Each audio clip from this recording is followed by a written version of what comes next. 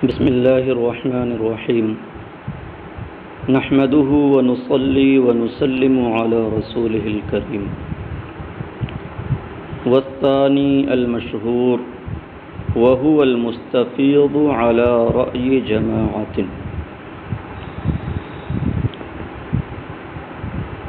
خبر متواتر کے بیان کے بعد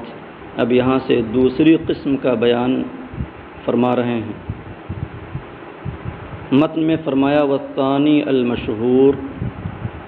اور مذکورہ 4 اقسام میں سے دوسری قسم کا نام مشہور ہے، اور اسی کو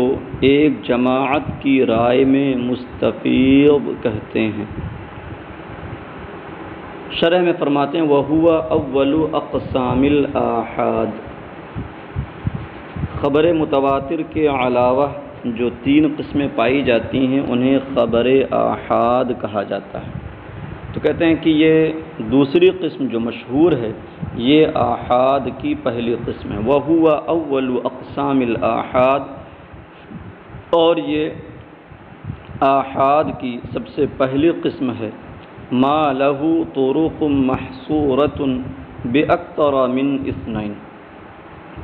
تعریف یوں کی جائے گی خبر مشہور وہ خبر ہے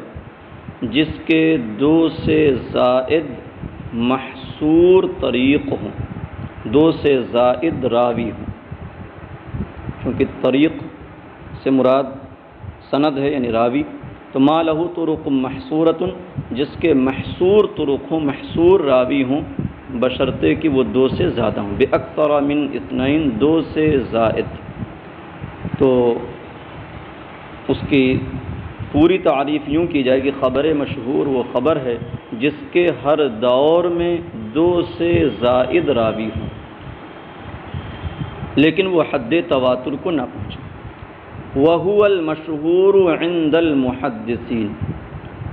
اور اسے محدثین کے نزدیک مشہور کہتے ہیں، اور یہ مشہور ہے یعنی اس کا نام مشہور ہے محدثین کے نزدیک. سمی بذالک لوضوحہ، چونکہ شہرت کا معنی وضاحت ہوتا ہے، خوب واضح ہونا. تو اس کا نام مشہور کیوں رکھا گیا؟ تو چونکہ اس کے طرق 2 سے زائد 3 یا 3 سے بھی زیادہ ہوا کرتے ہیں تو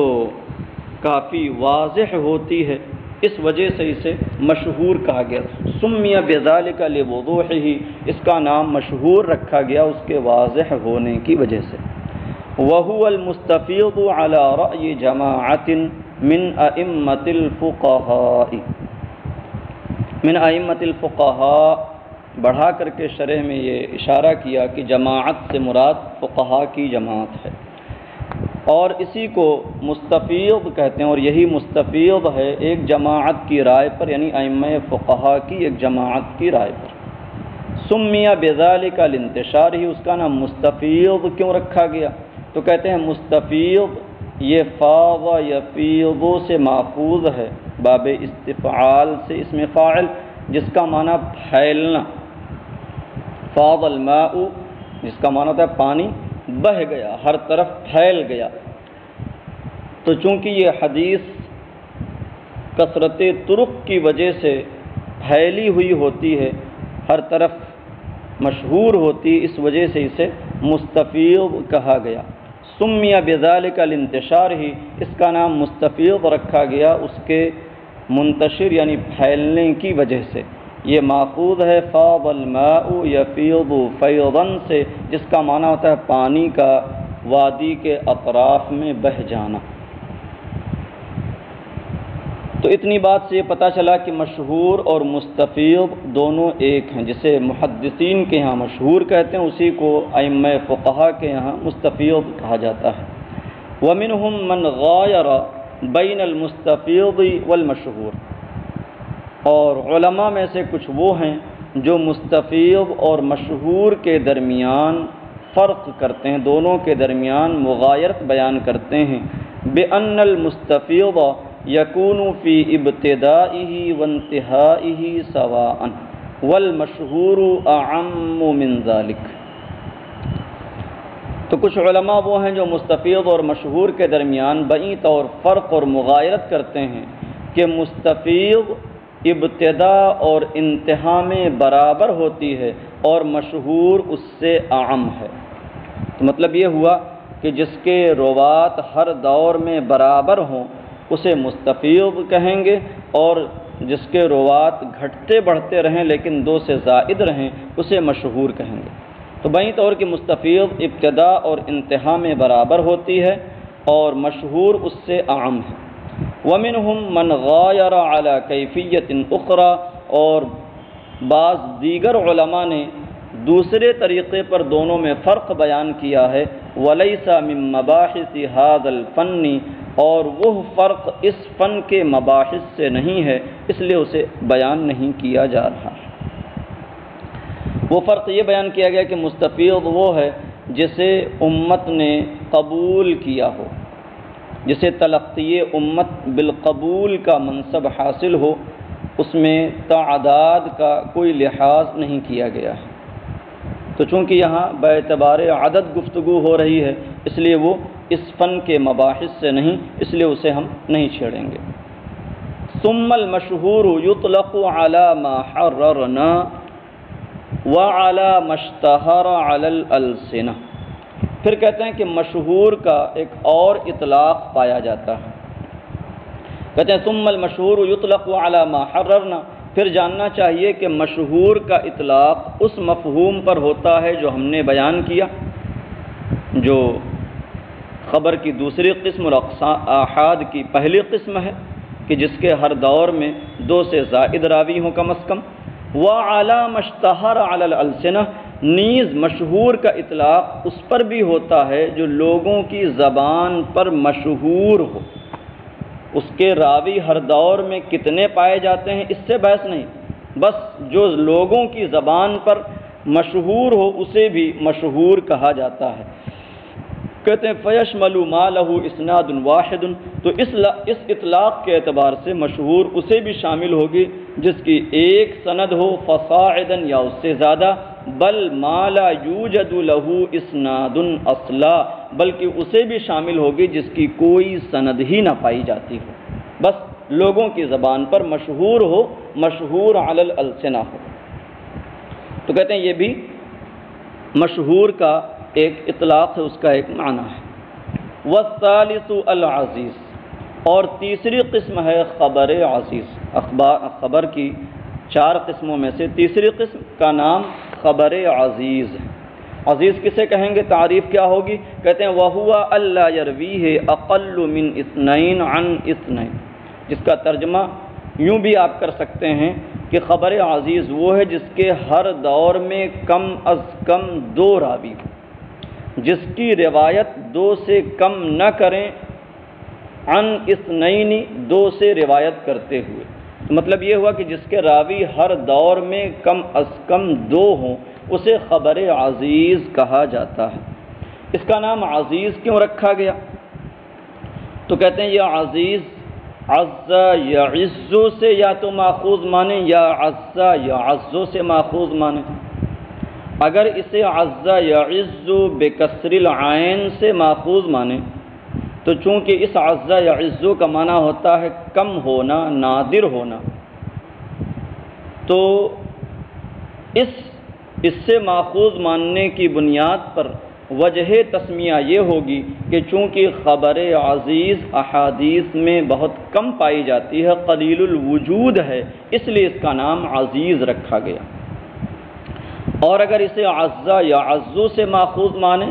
تو عز یا عزو کا معنی ہوتا ہے قوی ہونا، مضبوط ہونا، تو چونکہ خبر عزیز کی ایک سند نہیں بلکہ 2 سندیں ہوتی ہیں جس کے ہر دور میں کم از کم 2 راوی ہوتے ہیں، تو دوسرے طریق سے بھی آ جانے کی وجہ سے اس کے اندر قوت بڑھ گئی، قوی ہو گئی، تو اس وجہ سے اسے عزیز کہا گیا۔ تو کہتے ہیں وَسُمِّيَ بِذَلِكَ إِمَّا لِقِلَّةِ وُجُودِ، یہاں حرف تردید لا کر کے بیان کر رہے ہیں یا تو اس وجہ سے یا تو اس وجہ سے، اور یہ تردید اسی وجہ سے کہ اگر اسے عز یا عزو سے ماخوذ مانے تو اس کا نام رکھا گیا اما لقلت وجود ہی، اس کے قلیل الوجود ہونے کی وجہ سے، اور اگر عز یا عزو سے اسے ماخوذ مانے تو اس کا نام رکھا گیا اما لکونہ عز اے قویہ، لکونہ اعز نہیں ہے بلکہ یہ حمزہ یہاں زائد لکھا ہوا ہے، لکونہ عز یہ فعل ہے اور اسی فعل کی تفسیر کی ہے اے قویہ فعل ماضی بمجیئہ من طریق آخر، اور یا تو اس وجہ سے کہ یہ خبر یہ قسم قوی ہو گئی دوسرے طریق سے آنے کے سبب۔ تو یہ تیسری قسم کا بیان ہو گیا، وجہ تسمیہ کا ذکر بھی ہو گیا۔ اب یہاں پر کچھ لوگوں نے خبر صحیح کے لیے، حدیث صحیح کے لیے عزیز ہونے کی شرط لگائی ہے، جو کہ جمہور محدثین کے مذہب کے خلاف ہے، تو اس لیے یہاں پر متن میں فرمایا وَلَيْسَ شَرْطًا لِلصَّحِيحِ، یہ متن کا حصہ ہے، اور خلافاً لمن زعمہ سے یہ پھر شرح ہو جائے گی۔ وَلَيْسَ شَرْطًا لِلصَّحِيحِ، اور یہ صحیح کے لیے شرط نہیں ہے، یعنی خبر صحیح کے لیے عزیز ہونا شرط نہیں، خلافاً لمن زعمہ، برخلاف اس کے جس نے ایسا گمان کیا، وَهُوَ ابو علی الجبائی من المعتزلہ، اور یہ زعم کرنے والا کون ہے؟ کہتے ہیں یہ زعم کرنے والا ابو علی جبائی ہے جو معتزلہ میں سے ہے، بلکہ یہ ائمہ معتزلہ میں سے ہے۔ اسی کا ذکر آپ نے شرح عقائد میں پڑھا ہوگا کہ اسی سے حضرت امام ابو الحسن اشعری رضی اللہ تعالی عنہ کا مباحثہ اور مناظرہ ہوا تھا، جس میں انہوں نے اسے لاجواب کر دیا تھا، اور تبھی آپ نے اس سے دوری اختیار کر کے مذہب اہل سنت و جماعت کی تائید کا کام شروع کیا، اور خاص طور سے معتزلہ کے رد کا۔ تو کہتے ہیں کہ یہ صحیح کے لیے شرط نہیں، برخلاف اس کے جس نے اس کا زعم کیا، اور وہ ابو علی جبائی ہے معتزلہ میں سے۔ وَإِلَيْهِ يُومِي كَلَامُ الْحَاكِمِ أَبِي عَبْدِ اللَّهِ فِي عُلُومِ الْحَدِيثِ، اور اس کی جانب حاکم ابو عبداللہ نیشا پوری کا علوم حدیث میں کلام اشارہ کرتا ہے، علوم حدیث میں جو ان کی گفتگو ہے اس گفتگو کا اشارہ اس کی جانب ہوتا ہے کہ عزیز صحیح کے لیے شرط ہے، حیث قال، ہاں مگر یہاں پر یومی کا لفظ انہوں نے اختیار کیا ہے، جس سے یہ اشارہ کرنا چاہ رہے ہیں حضرت علامہ ابن حجر کہ حاکم ابو عبداللہ کے کلام کا جو اشارہ ہے اس شرط کی جانب، یہ اشارہ خفی ہے اور یہ احتمال ضعیف ہے، اس کا اعتبار نہیں۔ ہاں ان کا کلام کیسے اشارہ، کون سا کلام ہے جو اشارہ کر رہا ہے؟ حیث قال، جہاں کہ انہوں نے کہا الصحیح هو الذي يرويه الصحابي الزائل عنه اسم الجهالة بأن يكون له راويان ثم يتداوله أهل الحديث إلى وقتنا، جہاں کہ انہوں نے فرمایا، یعنی علوم حدیث میں انہوں نے فرمایا کہ صحیح وہ حدیث ہے جس کو وہ صحابی روایت کریں جن سے جہالت کا نام زائل ہو، یہاں مراد یہ کہ وہ صحابی راوی مجہول نہ ہو، معلوم ہو۔ تو صحیح وہ حدیث ہے جس کو وہ صحابی روایت کریں جن سے جہالت کا نام زائل ہو، یعنی مجہول نہ ہو، بِأَن يَكُونَ لَهُ رَاوِيَانِ، اس طور پر کہ اس کے دو راوی ہوں، ثم يتداولہ اہل الحدیث، پھر اسے ثم يتداولہ الی اہل الحدیث الی وقتنا کالشہادۃ علی الشہادہ، پھر اسے محدثین ہمارے وقت تک شہادت علی الشہادت کی طرح لیتے رہے ہوں۔ تو اب یہاں پر بِأَن يَكُونَ لَهُ راویان میں دو احتمال ہیں، ایک یہ کہ لہو میں جو ضمیر ہے وہ لوٹے الصحیح کی طرف، تو جب لہو میں ضمیر لوٹے گی صحیح کی طرف تو معنی یہ ہو جائے گا کہ اس حدیث صحیح کے دو راوی ہوں صحابی سے روایت کرنے میں، اور پھر ان کے بعد محدثین ہمارے وقت تک شہادت علی الشہادہ کی طرح روایت کریں، اور شہادت علی الشہادہ میں یہی ہوتا ہے کہ ایک شاہد کا دو شاہد، کہ جو شاہد اصل ہے اس کے 2 شاہد ہوں گے، تو اس طریقے سے ہر دور میں کم سے کم 2 راوی اس کے پائے جائیں گے۔ تو صحیح کی تعریف میں چونکہ انہوں نے یہ لگایا کہ اس صحیح حدیث کے 2 راوی ہوں، تو صحابی روایت کریں اور اس شرط کے ساتھ کہ اس حدیث صحیح کے 2 راوی ہوں درجے صحابہ میں، طبقے صحابہ میں، تو گویا 2 صحابی روایت کرنے والے ہو گئے، اور پھر محدثین ہمارے وقت تک یعنی ہر دور میں ہر طبقے میں شہادت علی الشہادہ کی طرح روایت کریں، تو گویا کہ ہر دور میں اس کے 2 راوی ہو گئے۔ تو یہ صحیح کی تعریف انہوں نے کی، جس سے پتہ چلا کہ حدیث صحیح وہی ہے جو عزیز ہے، تو صحیح کے لیے عزیز ہونا شرط ہوا۔ ہاں، مگر چونکہ یہاں ایک دوسرا احتمال بھی ہے، بِأَن يَكُونَ لَهُ راویان میں لہو میں ضمیر بجائے صحیح کی طرف لوٹنے کے صحابی کی طرف لوٹے، اور یہی زیادہ ظاہر ہے۔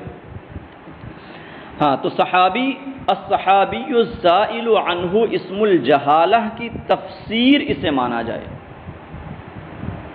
کہ وہ صحابی جن سے جہالت کا نام زائل ہو، دور ہو، اس کی صورت کیا ہوگی؟ بِأَن يَكُونَ لَهُ راویان، بئی طور کہ اس صحابی کے 2 راوی ہوں،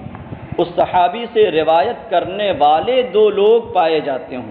خاص اس حدیث کے راوی ہونا ضروری نہیں، وہ ایسے صحابی نہ ہو کہ جن سے فقط کسی ایک نے ہی روایت کیا ہو، کوئی اور ان سے روایت کرنے والا نہ پایا جائے، بلکہ ان سے کم از کم 2 لوگ روایت کرنے والے پائے جائیں، تو وہ صحابی غیر مجہول ہوں گے۔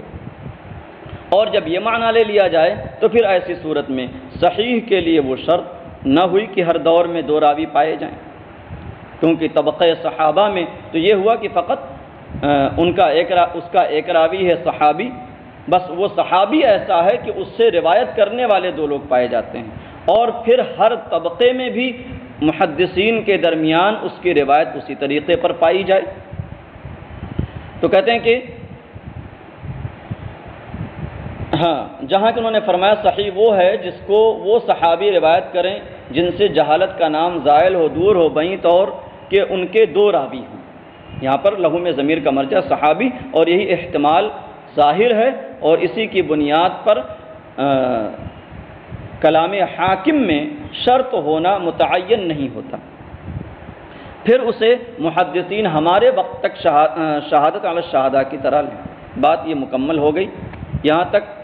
اب آگے جو ہے کہتے ہیں وصرح القاضی ابو بکر بن العربی فی شرح البخاری بأن ذلك شرط البخاری، اور قاضی ابو بکر ابن عربی نے بخاری کی شرح میں اس بات کی صراحت کی کہ یہ چیز امام بخاری کی شرط ہے، یعنی انہوں نے حدیث کے لیے 2 راوی کا ہونا اپنی شرط لگایا ہے کہ وہ تبھی حدیث کو لیتے ہیں اور قبول کرتے ہیں جب حدیث کے 2 راوی ہوں۔ تو کہتے ہیں کہ قاضی ابو بکر ابن عربی نے بخاری کی شرح میں اس بات کی صراحت کی ہے کہ یہ بات یعنی حدیث کے 2 راوی کا ہونا امام بخاری کی شرط ہے۔ وَأَجَابَ عَمَّا أُورِدَ عَلَيْهِ مِنْ ذَلِكَ بِجَوَابٍ فِيهِ نَظْرٌ،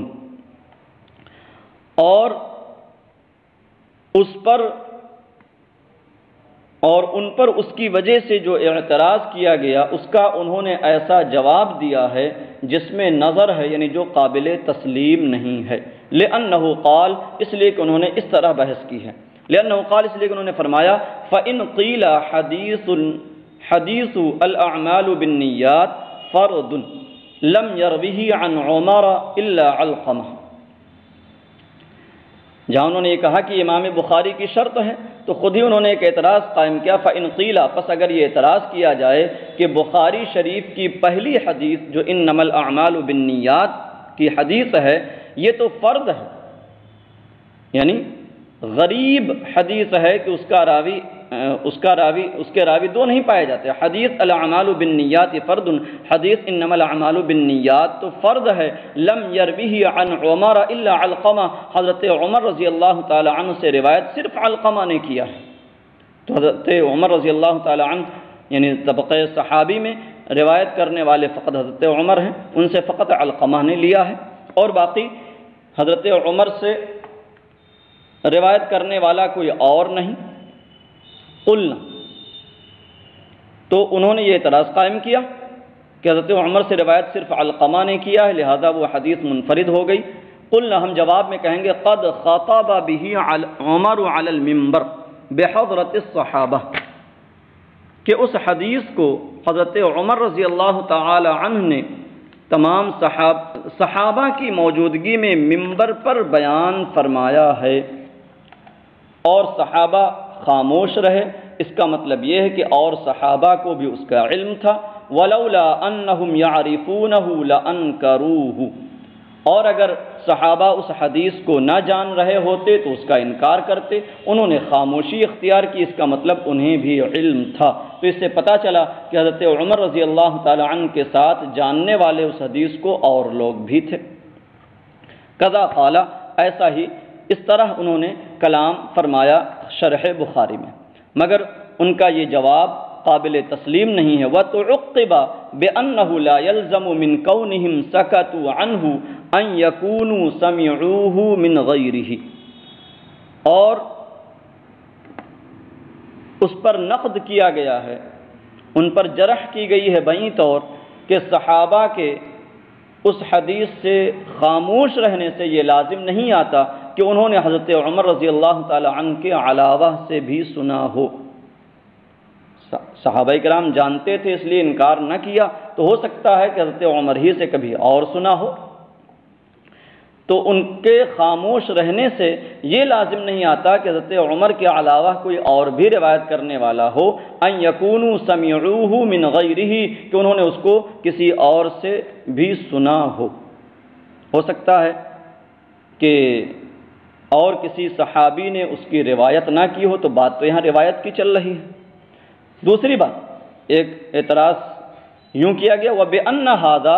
لَوْ سُلِّمَ فِي عُمَرَ رضی اللہ تعالی عنہ مُنِعَ فِي تَفَرُّدِ عَلْقَمَةَ عَنْهُ ثُمَّ تَفَرُّدِ محمد بن ابراہیم بِهِ عن علقمہ ثُمَّ تَفَرُّدِ يحيى بن سعید بِهِ عن محمد على ما هو الصحيح المعروف عند المحدثین۔ امام بخاری نے انما الاعمال بالنیات کی حدیث جس سند سے روایت کی ہے وہ یوں ہے، فرماتے ہیں حدثنا الحمیدی قال حدثنا سفیان قال حدثنا یحیی بن سعید الانصاری قال اخبرنی محمد بن ابراہیم التیمی قال سمعت علقمة بن وقاص الليثي يقول سمعت عمر بن الخطاب رضي الله عنه على المنبر يقول سمعت رسول الله صلى الله تعالى عليه وسلم يقول إنما الأعمال بالنيات وإنما لامرئ ما نوى فمن كانت هجرته إلى الله ورسوله فهجرته إلى الله ورسوله ومن كانت هجرته لدنيا يصيبها أو امرأة ينكحها فهجرته إلى ما هاجر إليه۔ تو یہ حدیث شریف اوپر سے آپ چلیں تو حضرت عمر رضی اللہ تعالی عنہ سے روایت کرنے والے علقمہ بن وقاص لیثی ہیں، اور پھر ان سے روایت کرنے والے محمد بن ابراہیم تیمی ہیں، پھر ان سے روایت کرنے والے یحییٰ بن سعید ہیں۔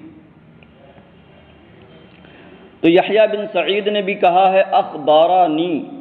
محمد بن ابراہیم، اور لوگوں نے تو حدثنا کہا تھا، حدثنا الحمیدی قال حدثنا سفیان قال حدثنا یحییٰ بن سعید الانصاری۔ تو یہ لوگ تو حدثنا کہہ رہے ہیں، اس کا مطلب یہ ہے کہ حمیدی نے کئی لوگوں سے روایت کیا، ایسے ہی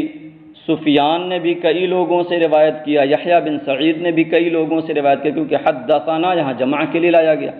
لیکن یحییٰ بن سعید کہہ رہے ہیں اخبارنی محمد بن ابراہیم، تو یہاں تفرد پا لیا گیا کہ مجھ سے بیان کیا، مجھے خبر دی ہے محمد بن ابراہیم نے۔ وہ کہتے ہیں کہ میں نے علقمہ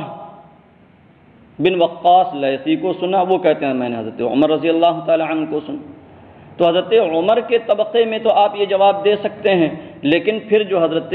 علقمہ اور محمد بن ابراہیم کے طبقے میں، پھر یحییٰ بن سعید کے طبقے میں جو تفرد پایا جاتا ہے، اس کا کیا جواب ہوگا؟ وَبِأَنَّ هَذَا لَوْ سُلِّمَ فِي عُمَرَ رضی اللہ تعالی عنہ، اور ان پر جرح کی گئی ہے بئی طور کہ اگر یہ جواب حضرت عمر رضی اللہ تعالی عنہ کے سلسلے میں تسلیم کر لیا جائے تو بھی تسلیم نہ ہوگا حضرت عمر سے علقمہ کے منفرد ہونے میں، پھر اس روایت میں، اس حدیث میں علقمہ سے محمد بن ابراہیم کے منفرد ہونے میں، پھر اس حدیث میں محمد بن ابراہیم سے یحییٰ بن سعید کے منفرد ہونے میں، علی ما هو الصحیح المعروف عند المحدثین، اس سند کے مطابق جو کہ محدثین کے نزدیک صحیح اور معروف و مشہور ہے۔ تو محدثین کے نزدیک جو سند صحیح اور معروف ہے وہ یہ کہ ان سب میں یحییٰ بن سعید تک تفرد پایا جا رہا ہے۔ اس کا ایک جواب دیا گیا کہ ان حضرات کے متابعات پائے جاتے ہیں۔ متابعات کا مطلب یہ ہوتا ہے کہ خاص ان کے شیخ نے کسی دوسرے سے روایت نہیں کیا ہے،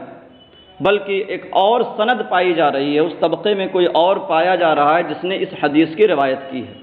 تو ہر ایک کے طبقے میں اس طریقے سے روایت کرنے والے پائے جا رہے ہیں تو متابعات موجود ہیں، لہذا یہ تفرد کا جواب ہو جائے گا۔ تو کہتے ہیں وَقَدْ وَرَدَتْ لَهُمْ مُتَابَعَاتٌ لَا يُعْتَبَرُ بِهَا، اور ان حضرات کے متابعات وارد ہیں مگر ایسے متابعات ہیں جن کا اعتبار نہیں، کہ وہ صحت کو نہیں پہنچتے۔ وَكَذَا لَا نُسَلِّمُ جَوَابَهُ فِي غَيْرِ حَدِيثِ عُمَر، اور یوں ہی قاضی ابو بکر ابن عربی کا جواب ہم حدیث عمر کے علاوہ میں بھی تسلیم نہ کریں گے۔ قال ابن رشید وَلَقَدْ كَانَ يَكْفِي الْقَاضِيَ فِي بُطْلَانِ مَا ادَّعَى أَنَّهُ شَرْطُ الْبُخَارِيِّ أَوَّلُ حَدِيثٍ مَذْكُورٍ فِيهِ، اور ابن رشید نے کہا، یہ قاضی ابو بکر ابن عربی کے رد میں ہے، قال ابن رشید کہتے ہیں، اور یقیناً قاضی کے دعویٰ کے بطلان میں، قاضی کا دعویٰ کیا، انہ شرط البخاری کے عزیز ہونا یا حدیث کے دو راوی کا ہونا بخاری کی شرط ہے، ان کے اس دعویٰ کے بطلان میں قاضی کے لیے پہلی ہی حدیث کافی ہے جو بخاری میں مذکور ہے کہ اسی میں ہر طبقے میں دو راوی نہیں پائے جاتے ہیں، لہذا ان کا یہ دعویٰ باطل ہے کہ امام بخاری نے یہ شرط لگائی ہے کہ وہ اس کتاب میں وہی حدیث لیں گے جس کے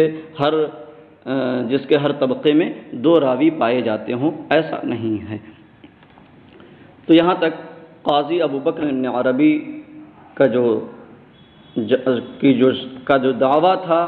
اور انہوں نے جو اس پر وارد ہونے والے اعتراض کا جواب دیا تھا، ان سب پر مکمل کلام ہو گیا۔ اب کہتے ہیں وَدَّعَ ابْنُ حِبَّانَ نَقِيضَ دَعْوَاهُ، اور ابن حبان نے قاضی ابو بکر کے دعوے کے بالکل برعکس دعویٰ کیا ہے۔ فقالت، انہوں نے کہا، ان روایت اثنین عن اثنین الی ان ینتہی لا یوجد اصلا،